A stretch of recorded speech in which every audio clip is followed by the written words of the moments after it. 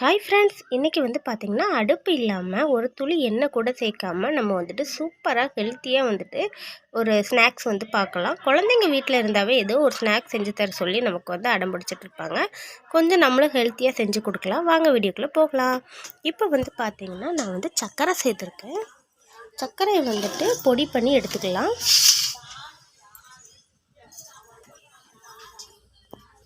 Video முழுசாக skip பண்ணாமல் பாருங்கள். அப்போ தான் என்னென்ன பொருள் சேர்த்துருக்கேங்கிறது உங்களுக்கு தெரியும். இப்போ இதை ஒரு பவுலுக்கு மாற்றிக்கிறேன். மாற்றிட்டு அடுத்ததாக பார்த்திங்கன்னா பிஸ்கட் எடுத்திருக்கேன். நான் பார்த்திங்கன்னா ஒரு 7-8 பிஸ்கட் பக்கம் நான் எடுத்திருக்கேன். இப்போ இதையும் நம்ம பொடி பண்ணி எடுத்து மாற்றிக்கலாம்.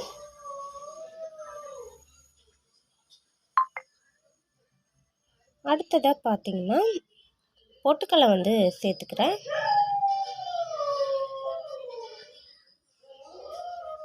இதையும் அரைச்சி சேர்த்துக்கலாம்.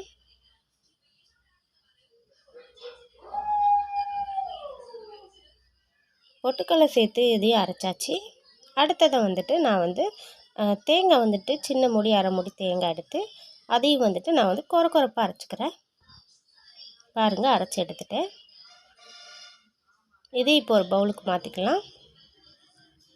மாற்றினதுக்கப்புறமா பார்த்திங்கன்னா ஏற்கனவே நான் பொட்டுக்கடலை பிஸ்கட்டை அரைச்சி வச்சுருந்தேன் இல்லையா, அதில் பூஸ்ட்டு சேர்க்குறேன். உங்களுக்கு பூஸ்ட் விருப்பம் இல்லைன்னா நீங்கள் அவாய்ட் பண்ணிக்கலாம்.